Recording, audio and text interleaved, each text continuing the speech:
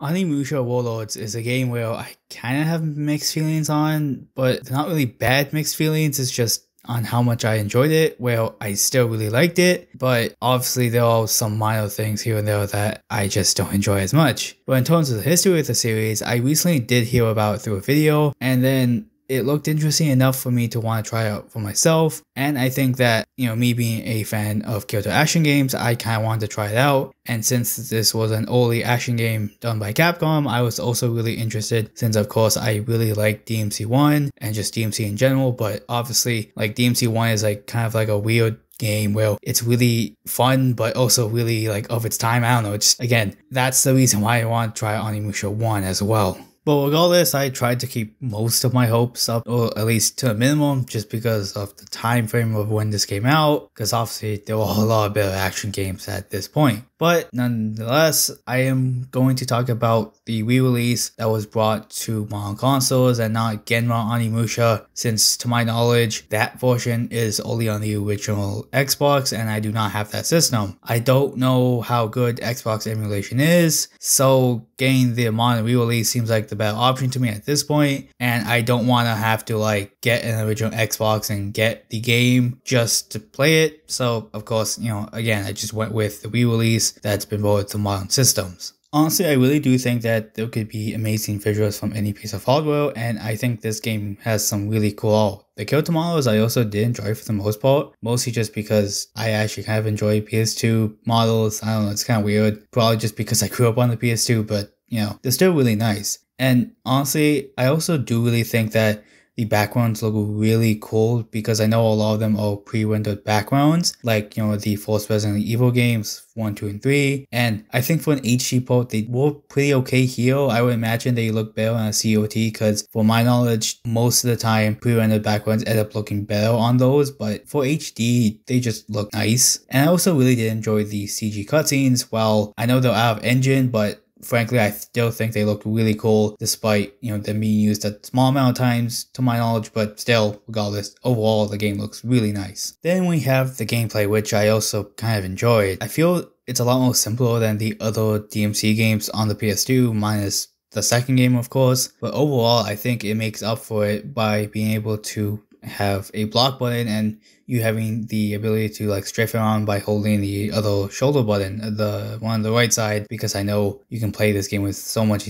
different controllers depending on what it's released on. But each weapon also does have their own magic attack, and frankly that also adds a little bit more depth because different attacks will obviously lend you different strengths. Like for example, Ryzen is generally one used in like a single battle, while Shippu is an AoE wind attack, which helps you at least do crowd battles a little bit easier, and Enru is just a big fire attack that attacks in a straight line, so you have to be a lot more precise with that one. They also have different attack speeds, so obviously someone like Shippu is a lot faster but does less damage, but obviously just use whatever the hell you want because you can make it through the game just fine with whatever weapon you want to use. Then we have the bosses, which I found are really fun to fight and are just really cool looking. My favorites have to be Malcilus, if that's how you pronounce it. With him, I actually really liked his first and second fight, and I also really like fighting Hubaka, if that's how you pronounce that one. Even the other ones, that being Stylo and Oculus, are still fine to fight, mostly just because again, they're just really huge demons and I just found them really fun to take down. But overall, I really do think the first Onimusha is a very solid action game. Capcom just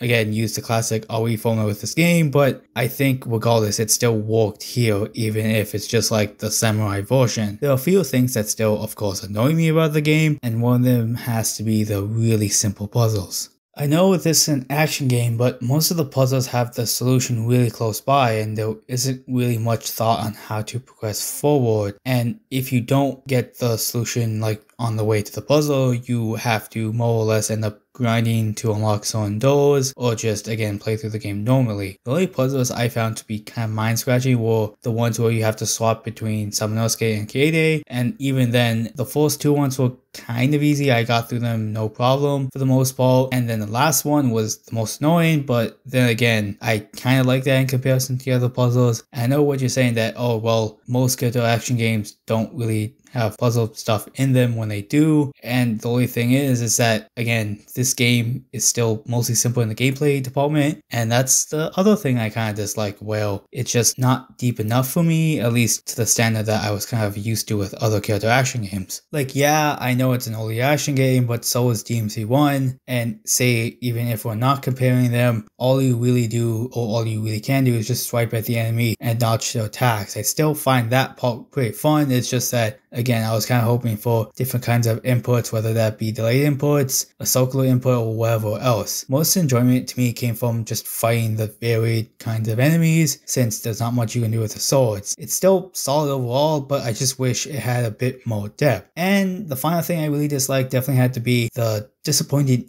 ending, and this kind of goes with the final boss, where there's basically no build up towards it, and it kind of just go, yeah, finally you saved the princess. It also just tells you what happened to the characters instead of like showing you what happened or just doing out the entire game. It doesn't give you proper development. It's just, hey, there was this guy, he says a few things that, like, you know, maybe be important for later on, maybe not, and then it just ends just like that. And it again feels like it sets up, because at the end, spoilers, you do see Inosuke like eyeing another person, and I want to know what that's about, but I can't know that unless I play the other game. So, you know, I just find that really annoying. It's kind of like Digital Devil Saga 1 in that way, where the first game just gives you a lot of stuff but doesn't answer them until the second. But frankly, it's just a really minor annoyance. It doesn't make the game worse. It's just, I wish there was more to the first game story without having to rely on later entries. I think for an early PS2 action game, I still think it's extremely enjoyable. Of course, the gameplay could have been more in depth and the story could have been handled a little bit better, but overall it's still, again, a fun game. And I'm still kind of looking forward to playing the other entries. It's just, again, not right now because there are a lot of other games I want to play, but just playing this, I think I got my feel for Onimusha for now. And obviously, this is kind of on a lot of systems, at least the first game, because, you know, it's on modern systems, and if you want to get a copy for the PS2, and then there's Genma Onimusha, I think